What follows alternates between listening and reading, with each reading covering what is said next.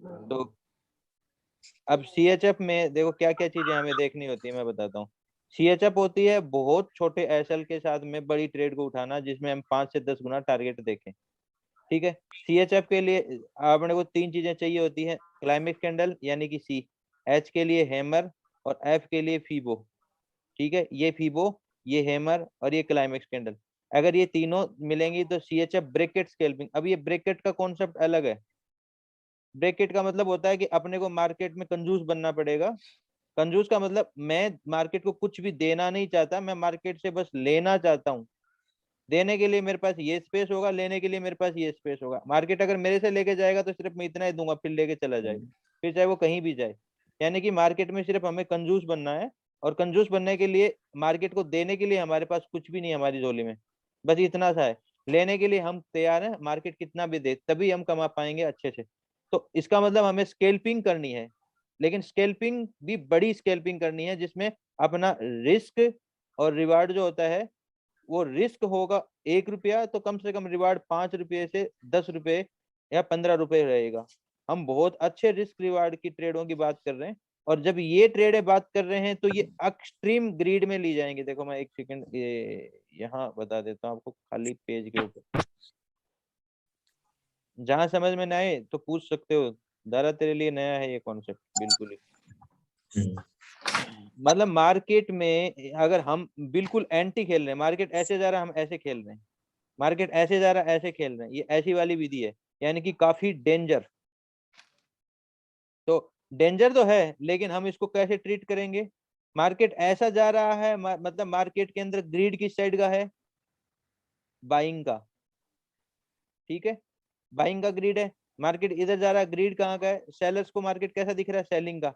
जब मार्केट ऐसे भग रहा तुम क्या सोचोगे? सेल करूंगा, कोई नहीं सोचेगा बाइंग करने का। सिर्फ ये देखो कि सेल करूंगा कहाँ करूँ, बस ये जगह ढूंढ रहे हो। जब मार्केट ऐसे भग रहा अरे निकल गया, मैं बाई कर लेता, मैं बाई यहाँ कर लेता, यहाँ कर लेता, यहाँ कर लेता। एक साइकोलॉजी होती है रिटेलर्स को, ये मार्केट ऊपर चल रहा होता है, कहीं ना कहीं रिटेलर को ये चीज समझ में आ जाती है कि ये यहाँ से एक ब्रेकआउट दे रहा है। ठीक है, ब्रेकआउट देने के बाद में यहाँ सोचता है कि मैं सेलिंग कर दूं, मार्केट प्रोबेबिलिटी चेंज हो रहा है।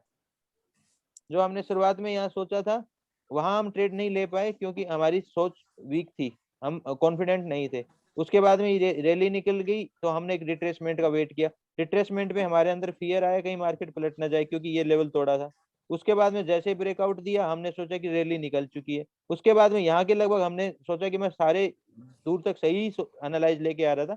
अब यहाँ हम ट्रेड लेते हैं, एक्चुअली मार्केट यहाँ पर, ये एक ट्रेडर की साइकोलॉजी होती है। ऐसे मैं कई सारी और भी इमेजेस बनाने वाला हूँ। इस इमेजेस से हमें ये समझ में आएगा कि एक ट्रेडर की साइकोलॉजी क्या होती है और हमें इसका बेनिफिट कैसे लेना चाहिए। जैसे मैं कहता हूँ ना कि कई बार मार्केट ऐसे ऊपर से गिर रहा है, मार्केट ऐसे उठने लग जाता है, तो लोग यहाँ कन्वे नहीं होते कि मार्केट पलट रहा है। यहाँ पे भी कन्वे नहीं होते पलट रहा है, यहाँ के लगभग जाके कन्वे होते हैं कि अब मार्केट में अब एंट्री करते हैं। और जैसे ये लेवल आता है 50-60 के आसपास, तो हम क्या कहते हैं? अब रिट्रेसमेंट का एरिया, मार्केट वहां से रिट्रेस करेगा, लेकिन बायर्स को ये अट्रैक्ट करेगा। ये एरिया बायर को अट्रैक्ट करता है, और मार्केट क्या करेगा? तेजी से यहाँ गिर जाएगा, तेजी से यहाँ गिरेगा। तो वो क्या, ये किस चीज का इम्पेक्ट ज्यादा हो जाएगा कि मार्केट सेलिंग का था, पहले सेलिंग की साइड में ही चल रहा था मार्केट, तो सेलिंग की बड़ी रैली थी, मार्केट सेलिंग का था, ये तो एक राइट। अब सेल करने का एरिया, वो तेजी से एक बड़ी सी क्लाइमेक्स कैंडल दिखाएगा। क्लाइमेक्स कैंडल क्या करेगी? इस जगह जो उसने पूरा सेल देखा और इस जगह जो वो गलत हो रहा है, वो उस चीज से निकल जाएगा, और यही सोचेगा कि यही चीज चल रही है। और इसका इम्पेक्ट जो होता है ना, इतनी देर जो देख रहा है, उस साइकोलॉजी का इम्पेक्ट यहाँ दिखाई देगा। एक बड़ी सी तेजी से ग्रीन क्लाइमेक्स कैंडल बनेगी, वो सारा सोच, ये वाली सोच पलट देगी और ये वाली दिशा में ले आएगी। और इसी जगह से मार्केट अपना ग्रीड इम्पेक्ट एरिया स्टार्ट होता है, यहाँ से ग्रीड हावी हो जाता है। क्योंकि एक्चुअल में साइकोलॉजी उसकी ये थी, यहाँ पे वो साइकोलॉजी को थोड़ा सा दिक्कत आई, बैरियर आज अचानक से दोबारा स्टार्ट हुआ, तो सोचा कि एक रैली मैंने मिस की है, दूसरी रैली में मिस नहीं करना चाहता। तो यहाँ वो क्लाइमेक्स कैंडल हमारे लिए एक अपॉर्चुनिटी होती है, जिसको हम GIA थ्योरी के अंदर क्लियर करते हैं। ठीक है, ये साइकोलॉजी समझा दी। अब इसमें CHF में क्या समझने की चीज है? CHF में हमें 3 चीजें मिलेंगी, क्लाइमेक्स कैंडल, हैमर और फीबो। फीबो सिर्फ उसी कैंडल का रहेगा जो हैमर है, और कहीं का नहीं। सिर्फ हैमर का फीबो लेके चलो, और वहां से अपने को 2 से 3-4 पॉइंट का एसएल मिलेगा और बड़े पॉइंट का टारगेट मिलेगा। तो इसको बोलते हैं हम CHF ब्रेकेट स्केल्पिंग, यानी कि यहाँ एक अच्छे रिस्क रिवार्ड की बात कर रहा हूँ। और बिल्कुल देखो, अच्छा रिस्क रिवार्ड कब मिलता है, एक बात देखो, आपको अच्छा रिस्क रिवार्ड चाहिए तो कब मिलेगा, जहां पे कोई भी आदमी सेलिंग का सोच ना सके वहां हम सेलिंग करेंगे।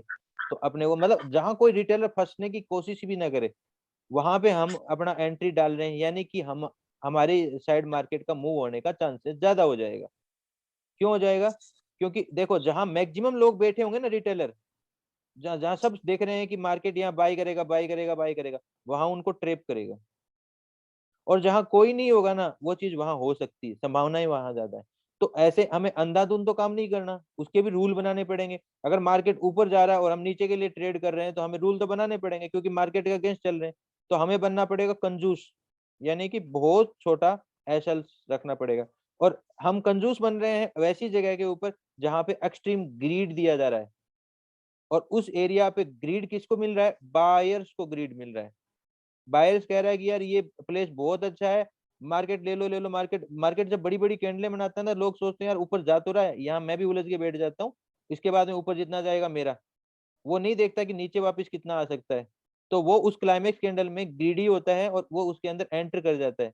एक्चुअल में हम उसका बेनिफिट कैसे ले सकते हैं, तो जहां बायर्स हैवीली उनकी माइंडसेट बाइंग का रहता है, उस जगह हमें सेलिंग देखना। जहां ज्यादातर लोग फंसे रहते हैं उसके अगेंस्ट में हमें काम करना है। मैंने कहा ना, इसमें दो तरह के लोग होते हैं, एक तो रिटेलर, एक होता है स्मार्ट मनी।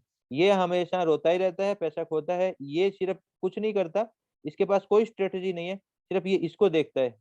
जब इसका रोने का टाइम आता है तो उसका मजा लेता है ये।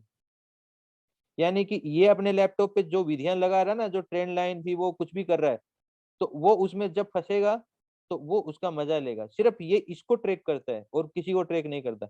स्मार्ट मनी रिटेलर को ट्रैक करता है कि रिटेलर कहाँ फंसा, मैं उसका मजा लूंगा, यानी कि उसके अगेंस्ट में प्ले करूंगा। मार्केट ने गिरावट दी, मार्केट ने ये वाले ग्रीड इम्पैक्ट एरिया दिया, ये उससे मिलती जुलती ही है। अब देखना यहाँ के लगभग एक गिरावट दिखती है, दिखती है गिरावट तेजी से, इसको बोलते हैं क्लाइमेक्स कैंडल। अब ये अट्रैक्ट करती है कि ये रैली मिस ना हो जाए। अब मैं क्या करता हूँ, इससे इस एरिया के बीच में मार्केट आएगा, इसको भी क्रॉस नहीं करेगा। ये हो गया अपना जीआई इम्पैक्ट एरिया, मार्केट वापस ऊपर। और वापस नीचे आता भी है अगर यहाँ के बाद में वापस से, तो देखना एक क्लिक मारा, एसएल खाए यहाँ वाले, उसके बाद में तुरंत क्या दिया।